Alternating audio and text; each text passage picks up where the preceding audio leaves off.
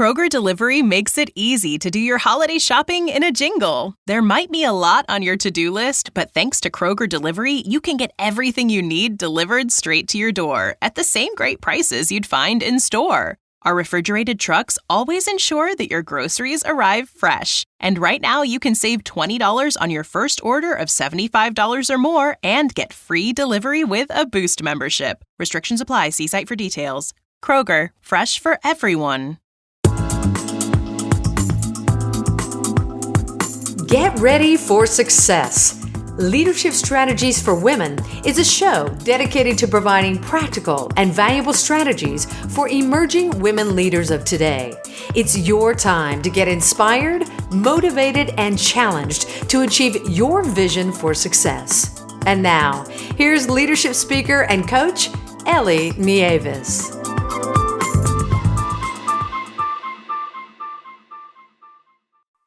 Hi. This is the Leadership Strategies for Women podcast, and I am your host, Ellie Nieves. I'm the founder and president of Leadership Strategies for Women, where I develop seminars and webinars to help high-achieving women show up, speak up, and step up in their careers. To learn more, you can visit my website at leadershipstrategiesforwomen.com, or you can follow the Leadership Strategies for Women page on Facebook. Today, we're talking about grit. Grit is a skill, one that can be taught to help people overcome fear, break through uncertainty, and reach their full potential. Here to talk to us about developing grit is Shannon Polson. Shannon is the author of The Grit Factor: Courage, Resilience, and Leadership in the most male-dominated organization in the world. She served as one of the first women to fly the Apache helicopter in the U.S. Army. Her career as an Army officer and attack aviation leader around the globe spans almost a decade. In addition to her military service, she spent 5 years leading and managing in the corporate sector. As a dynamic, in-demand leader, Polson reaches thousands of people a year at major organizations and large public venues on topics related to leadership, courage, resilience, and grit. She and her husband, Peter, have 2 energetic sons. Shannon, welcome to the Leadership Strategies for Women podcast. Thank you so much. What a privilege to be here with you. Well, we're excited to learn from you. I mean, you are an amazing woman. Share with us something that we don't already know about you. Let's see. When I was 19, I was one of the youngest women to climb Denali. So that is my other, was at the moment my claim to fame. But beyond that, let's see. I like to paint in my free time. How about that? Nice. Fierce fighter and creator. Nice. Very nice. Yes. No, I think it's important to not box any of us in, right? Absolutely. So what made you decide to write your book, The Grit Factor? It's such a good question. I had a young woman reach out to me about 6 years ago now, and she asked if I would be her mentor as she began the same process that I had done many, many years before of going to the Army's flight school and beginning her career in Army aviation. And because I'm always excited to mentor young people, I said yes, of course. But then I thought, oh my goodness, my experience as one of the first women in that integration was certainly unique. And also, each of us is our own person. So how can I scale the advice that I'm offering to this young leader getting ready to start out in her career? And then also, if I do all that work, because I know it'll be a lot of work, how do I scale the people to whom that advice is available? And so I started this process of interviewing other leaders in the vanguard of their military fields, early women general officers, a submariner, a combat rescue swimmer, one of the first women Army Rangers, and many, many more aviators across the services and across the generations. And I realized a few years into this project that this was really material enough that really should be in a book. And so I started to do the work on the secondary research, started to look at all of the dissertations and the most current management and leadership research as well, and then found an outstanding partner with Harvard Business Review Press. And I could not be more thrilled with the outcome. The book just came out a couple of weeks ago, and it's an excellent book, I think, not just for new leaders, but also for those who are facing any kind of challenge or any kind of an obstacle in their careers.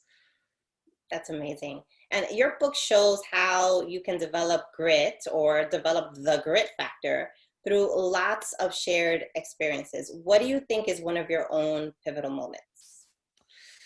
Gosh, there's so many. And I do look really at grit as not just this discrete thing, but as part of the whole leader. And also really as part of this whole process of owning our past, engaging in the present, and looking towards the future. So of course, when you pick up the grit factor, you'll notice there's commit, learn, and launch. And that really corresponds to the past, the present, and the future.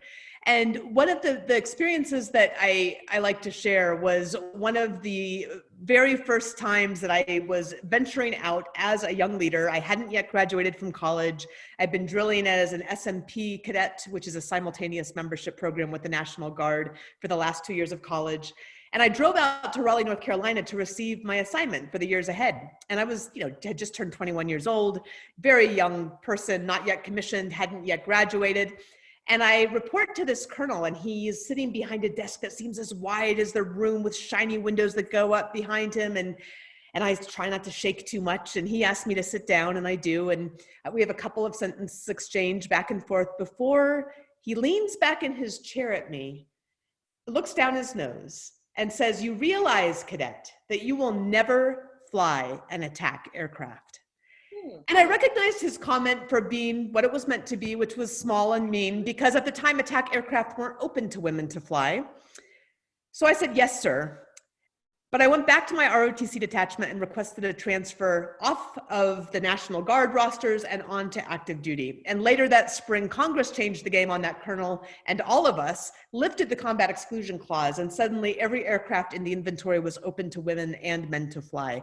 But I learned there, as I learned at multiple other points along that career, that in that first piece, that commit piece, it's about owning your story. And if you don't own your own story, you have to accept the story that somebody else gives you. And I wasn't willing to do that. So to be a leader, I think you have to do the work to own your own story first. It's the foundation of grit, really, the ability to access grit later on. And that was really very pivotal in my growing up. That's an amazing story. And congratulations to you. Congratulations. You are an inspiration. So, Well, you mentioned about this opportunity for other women, right? And here you are, a pioneer. So in your book, you also share stories about other extraordinary women in the military and how they've shown grit. How yes. do these experiences translate into civilian life? That's a great question. I actually find the translation is beautifully easy, in part because we're coming at it with similar experiences in terms of a challenging work environment. Maybe just the challenges of work itself are very difficult, but then also these people, every single one of these leaders had this double crucible. They had also an environment which was usually mostly male, probably mostly white. And in many cases, they had to push against this resistance that really wasn't welcome to them being there at all. So they had what I like to think of really as a double crucible. And that is something that many of us experience outside of the military as well. And by approaching it through the stories of the military, I think we come at it a bit at a slant, a little bit obliquely, which is often an easier way into that lesson. But one of the things that was so powerful to me in the process of putting together the research for the Grit Factor was that these people, these leaders, these women shared their stories so candidly and their lessons learned so generously. And I really do think that women often don't share their stories often, right? We're sort of brought up to be more modest or to be a little bit less forthcoming. And yet other leaders need to hear those stories, both women and men. Absolutely. Now, in your book, you detail tactical exercises to show grit, and you mentioned the 3 phases: commit, learn, and launch. Yes. Can you walk us through those 3 phases? Yeah, absolutely. Now, and commit, of course, corresponds to this owning your past, right? Really going back, understanding your past and understanding what that arc of that narrative is really going to be, what you have decided it's going to be. I like to say you don't get to choose the raw material of your life, but you do get to choose how to shape that raw material. It's not only an opportunity, but really a responsibility. The second part of that commit phase is drilling down to your core purpose. And I like to say starting with why is fine, but it doesn't go nearly far enough. So in that, we really drill down to what core purpose is. And that gives us the tether and the foundation for those subsequent phases and really accessing that thing that I've always called grit.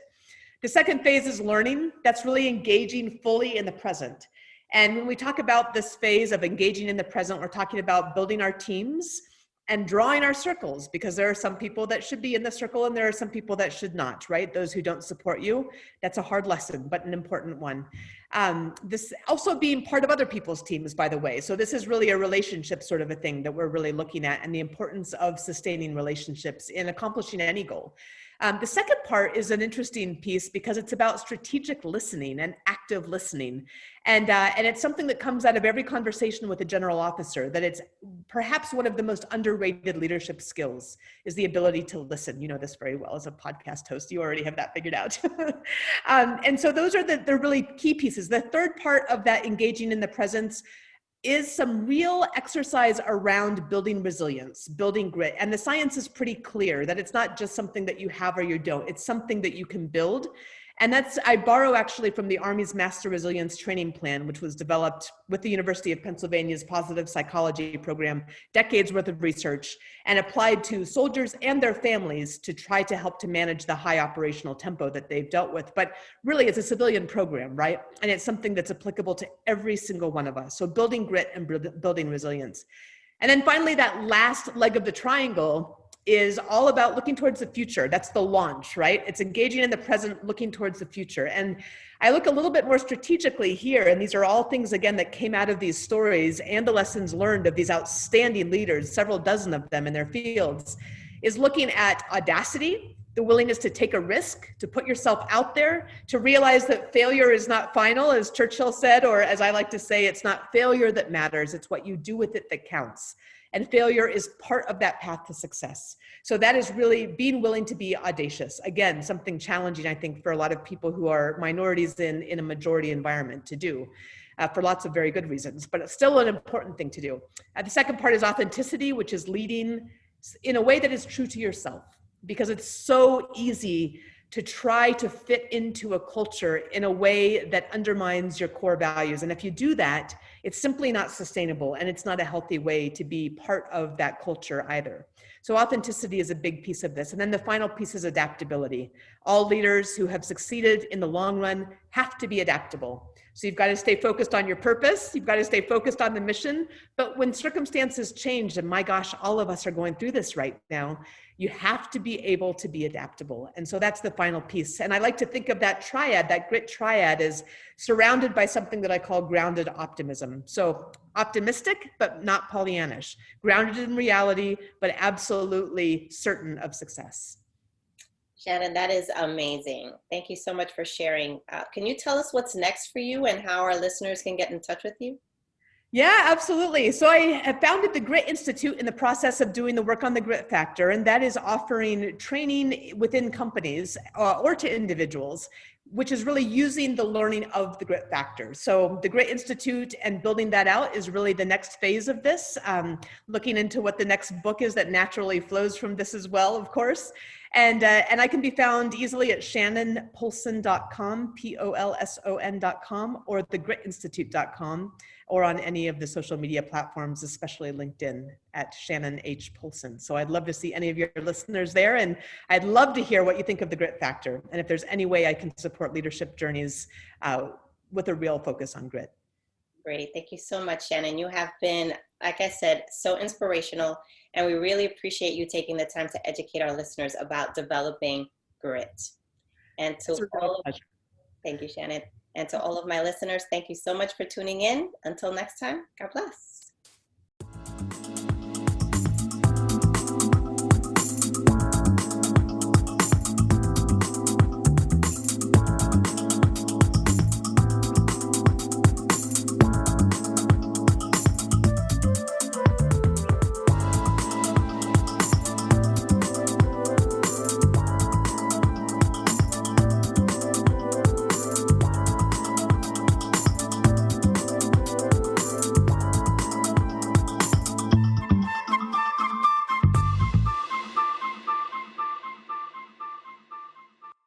At Kroger, an annual Boost membership just got even better. Now you can choose from Disney Plus with ads, Hulu with ads, or ESPN Plus on us when you sign up. Plus, enjoy unlimited free delivery, double fuel points, exclusive offers, and free items. Sign up for a Boost membership today. It's an easier way to save, including new streaming options to relax with while we deliver your groceries. Kroger, fresh for everyone. Restrictions apply. See site for details.